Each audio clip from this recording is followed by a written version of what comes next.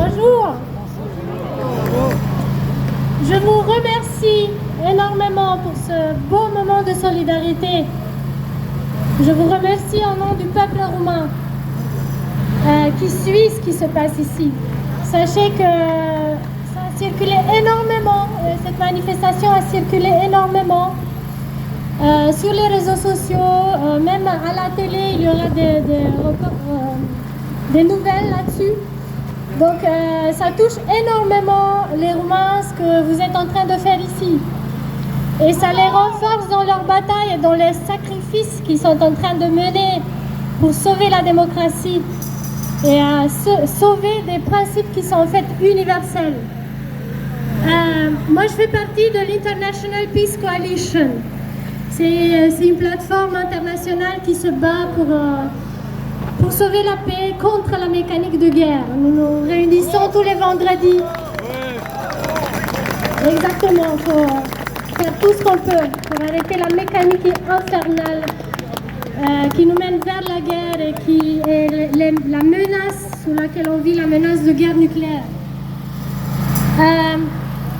Alors, je ne représente pas directement le candidat Călin Georgescu, je ne fais pas partie de son équipe. Il s'agit du candidat qui a gagné le premier tour des élections en Roumanie. Et puis on a annulé l'élection. Mais je fais partie du processus historique.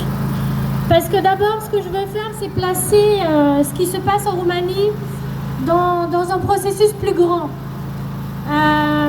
Disons, le peuple roumain vient de donner, par cette victoire, par le vote qu'il a fait au premier tour, une grande leçon de démocratie à l'entier monde. Parce qu'un candidat qui n'avait pas de parti, n'avait pas la presse avec lui, il est passé très rarement à la télé, quasiment pas. Il n'avait pas de ressources financières, il était donné dans les sondages aux autres. Vous voyez, dans les sondages, on passe toujours aux autres. Il est passé en premier lors des élections. Et ça a choqué, oui. C'était un grand moment de démocratie. Et par contre, le système, quand il a vu ça, que c'est possible, bah, c'était la panique. Et ils ont dû faire un coup d'État, un crime, et laisser plein de traces. Je vais vous en parler. C'est pour ça que je suis venue là pour témoigner. Mais d'abord sur le processus historique. Donc, ce qui s'est passé en Roumanie, le vote, ça fait partie d'une vague généralisée en Europe, en fait. C'est une vague contre l'économie de guerre, contre l'économie d'austérité, contre l'économie de sacrifice qu'on nous demande maintenant. Et on a besoin d'un principe supérieur qui s'impose, un principe d'humanité, un principe supérieur de justice, qui s'imposent au-dessus de leurs règles, ordonnances injustes et folles. Et je veux juste rappeler que, par exemple, le pape François, il vient de faire appel à un jubilé des dettes des pays pauvres. Et ça représente vraiment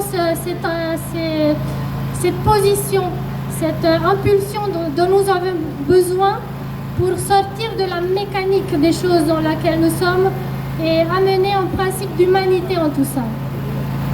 Et ce principe supérieur a été à l'œuvre en Roumanie et il est à l'œuvre en Roumanie.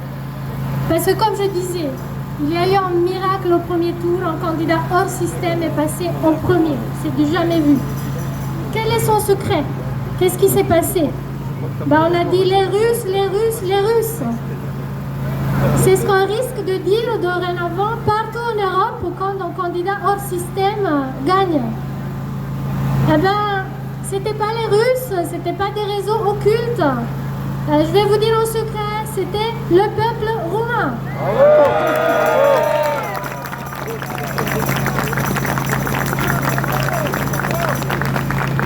Cette campagne, vous savez, on a parlé de la manipulation sur TikTok, etc. La manipulation sur TikTok de la part des Russes, dont on a parlé de la presse, c'est ridicule. C'était en fait le Parti national roumain qui avait payé des influenceurs pour faire monter un hashtag qui a été ensuite exploité par les militants rusés de Călin Georgescu. Voilà, c'est ça le secret des Russes qui se cachent derrière. Mais l'autre secret, c'est le message du candidat. Ces messages étaient deux messages très importants. Premier, stop à la guerre en Ukraine, stop au sacrifice pour cette guerre folle. Deuxième message, souveraineté nationale, souveraineté économique. On a marre des cartels qui contrôlent la population roumaine, on a marre d'être de la main-d'œuvre pas chère, on a marre que nos ressources soient pillées par les cartels et les grands groupes internationaux. C'était ça son secret. Le système a complètement paniqué. Il a fait plein d'erreurs. Première erreur, lynchage médiatique. On en a vu en France aussi plein d'exemples. Lynchage dans la presse, de A à Z, toute la presse. Ça n'a pas marché, ils n'ont plus de pouvoir. Les gens, ils ont voté avec leur conscience. Ce qui est très beau. Et puis, je suis venue ici pour témoigner en fait sur ce qui s'est passé, l'anatomie du crime. Ça nous intéresse. Alors, le 24 novembre, il y a eu les élections, ok? Choc total, comment ça s'est passé, on ne sait pas. 24 novembre. 25 novembre, le président Iohannis, il sort, il dit, écoutez, moi j'ai aucun dossier de renseignement contre ce candidat, j'ai aucune preuve qu'il y aurait eu une ingérence étrangère.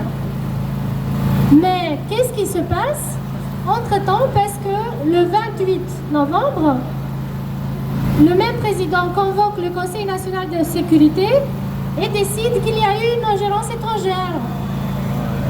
Miracle. Eh ben, c'est lui-même qui a dit ce qui s'est passé. Entre-temps, il a été aidé par des services de renseignement étrangers, des pays amis, on ne sait pas qui, on peut présupposer, pour faire un dossier de renseignement bancal. Je l'ai lu. Je ne suis pas experte dans le renseignement, mais j'ai eu honte pour eux. Parce qu'il était truffé d'erreurs de date, des rumeurs prises de Facebook. C'est ridicule. Il n'y a rien dedans. Rien contre le candidat. Aucune preuve. Aucune illégalité démontrée. Et pourtant, le 6 décembre, le Conseil constitutionnel se rencontre et décide sur la base de ce dossier de renseignement ridicule qu'il faut annuler tout le processus de l'élection. C'est un truc de fou.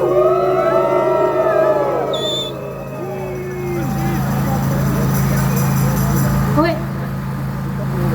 Et donc, ils ont laissé des traces, ces gens, dans leur panique. Déjà, ce dossier, il va entrer dans l'histoire, ce dossier de renseignement. Et puis, ils ont cafouillé de A à Z. Ils n'ont respecté aucune règle dans un état de droit. Par exemple, les avocates qui mènent la bataille actuellement à côté de Călin Georgescu, à côté du candidat, vous savez, il y a un procès qui est en cours en Roumanie. Il y a une équipe d'avocats qui se bat pour démontrer la mécanique du coup d'État et pour revenir dans la direction démocratique du pays, voilà, remédier le coup d'État. Et ils ont montré tous les cafouillages qui ont été faits un par un par les services, par le président, par le bureau central d'élection qui a fermé les bureaux de vote. Donc nous, on venait voter à l'ambassade roumaine. On a voté vendredi jusqu'à midi et en plein processus de l'élection, on a fermé le bureau de vote, on a dû rentrer à la maison. Voilà. Et cette décision a été prise sur la base de communiqués de presse. Ce n'est même pas passé à travers le journal officiel, ce qui est la base dans un état de droit. Enfin bref, ils ont fait plein de cafouillages et le crime peut être exposé.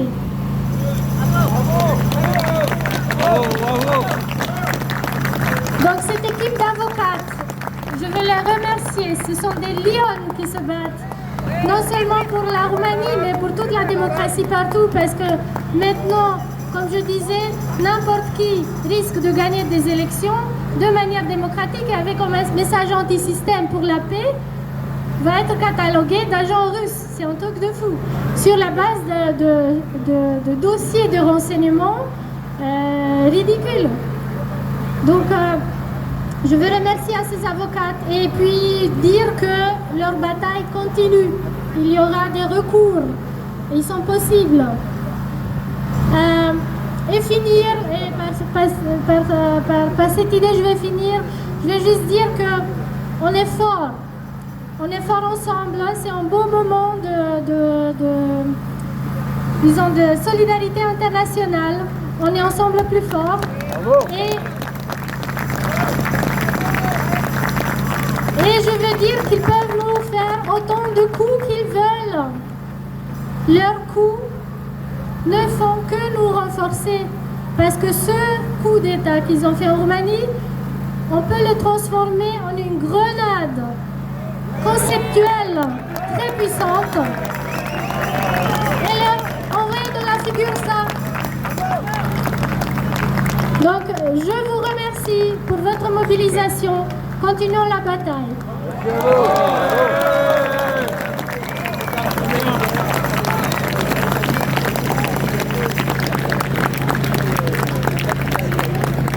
On peut faire un tonnerre d'applaudissements. Nous allons maintenant écouter un jeune homme courageux.